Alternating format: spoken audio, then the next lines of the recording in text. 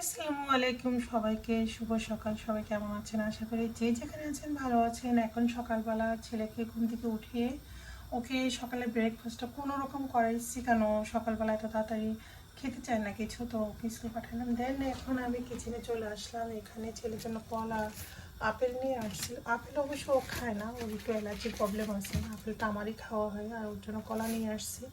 তো ফল বেশি দিন এনে রাখলে যেটা হয় দেখে নষ্ট হয়ে যাচ্ছে।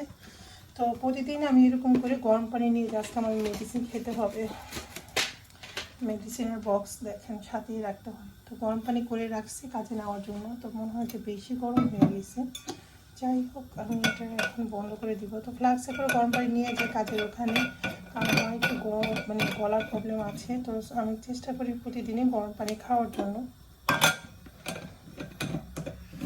আর খালি পেটে পিঠের ব্যথার মেডিসিন খেতে হবে। কালকে রাতে আমার এত জ্বর আসছে, জ্বর, তারপরে দেন মানে এই যে পায়ের ব্যথার প্রবলেমটা দেখা দিয়েছে, পিঠ ব্যথার প্রবলেমটা দেখা দিয়েছে। আমি কালকে আর্লি শুয়ে পড়ছি, মানে ঘুমিয়ে গেছি ডাইরেক্ট, যেটা সত্যি কথা।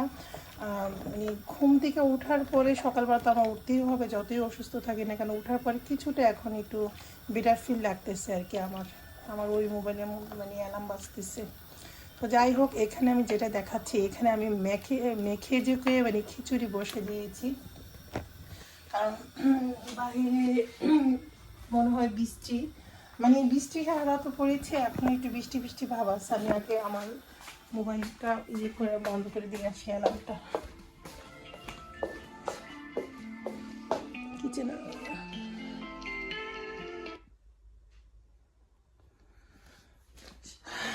আটটা 35 বেজে গেছে, মানে 7টার মতো বেজে গেছে। এটা বলতে দিয়েছিলাম, তো ভালো লাগতেছে না যেহেতু শরীর, তো ভাবলাম বৃষ্টির দিন একটু ঠান্ডা ঠান্ডা দিনে একটু খিচুড়ি রান্না করে নিয়ে যাই। তো এখানে 3 রকমের ডাল দিয়েছি, মুগ ডাল দিলাম, আর মাসকলি ডাল দিলাম, আর মুসুরি ডাল দিলাম, দিয়ে একবার পেঁয়াজ টেয়াজ দিয়ে মশলা দিয়ে আদা রসুনের পেস্ট দিয়ে তেল দিয়ে লবণ দিয়ে একদম মেখে ঝুঁকে বসিয়ে দিলাম খিচুড়িটা। আসলে একদিকে ছেলে নাস্তা দিয়ে যাচ্ছি, আরেকদিকে মেখে ঝুঁকে খিচুড়িটা বসিয়ে দিলাম তাড়াহুড়ো করে, নয়তো লেট হয়ে যাবে, এই জন্য আর তখন মোবাইলটা অন করি নাই। তো ভাবলাম বসানোর পরেই মোবাইলটা অন করব, কিন্তু আমি যেটা ঝটপট রান্না করি একসাথে এভাবে বসিয়ে দিয়ে। যাই হোক, আমি কিছুক্ষণ পানিও দিয়ে দিলাম, মানে চাল ডাল মশলা কষানোর পরে আন্দাজ করে পানি দিয়ে দিলাম, খিচুড়িতে যতটুকু পানি দেওয়া লাগে। এখন আমি একটা ঢাকনা দিয়ে ঢেকে দিচ্ছি। তো ঝটপট রান্নার কারণ হলো, আমারও রান্না শেষে একটু শাওয়ার নিব, শাওয়ার নিয়ে তারপর আবার আমি কাজে যাব। এদিকে চা বানাইছিলাম, ছেলের একটু দিলাম, বাট ও চা খায় নাই, ওটা রয়ে গেছে টেবিলে, আমারটা রয়ে গেছে। চাটা আমি ঢেলে রাখবো। আর খিচুড়ির সাথে ভর্তা দিয়ে খেতে ভালো লাগে আমার ছেলে, বিশেষ করে রসুন মরিচের ভর্তা পছন্দ করে। তো বাসায় রসুন নাই, আর আমার ভর্তা বানানোর সময়ও নাই, ভর্তা বানাতে কিন্তু অনেক সময় লেগে যায়। তো এখন আমি চাটা ঢেলে পাতিলটা ভিজিয়ে দিব।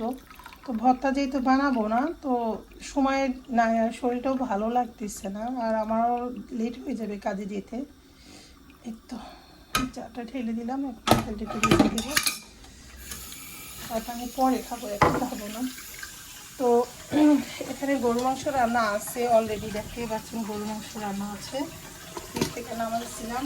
আর সাথে ছেলে তো গরু মাংস খাবে কিনা আমি জানি না, নট শিওর। আমি ছেলের জন্য খিচুড়ির সাথে ডিম ভাজি করে রাখি, তো স্কুল থেকে আসার পরে ডিম আর খিচুড়ি খাবে।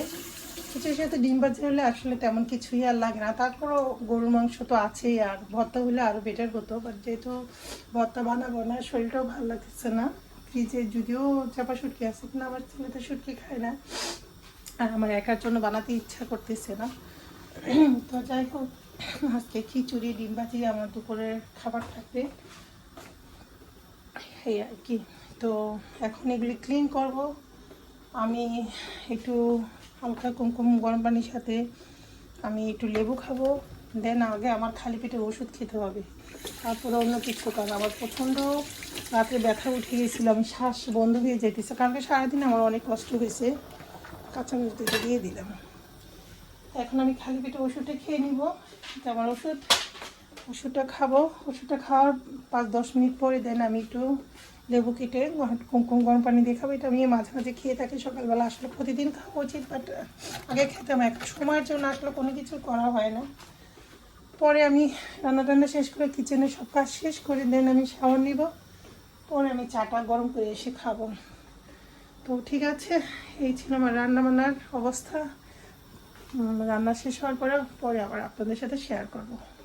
ফাইনালি আমার খিচুড়ি রান্না হয়ে গেছে। তো আমি এবার বক্সে উঠে নিয়েছি আমার যে কিছু কাউকে আমি মানে একটু দিব আর কি, বক্সে উঠেছি গরুর মাংস আর খিচুড়ি, মানে আমি কাজের ওখানে নিয়ে যাব সবাইকে খাওয়াবো আর কি। এখানে ছেলের জন্য ডিম ভাজা হয়ে গেছে। তো এই ছিল আমার দুপুরে রান্না বান্না।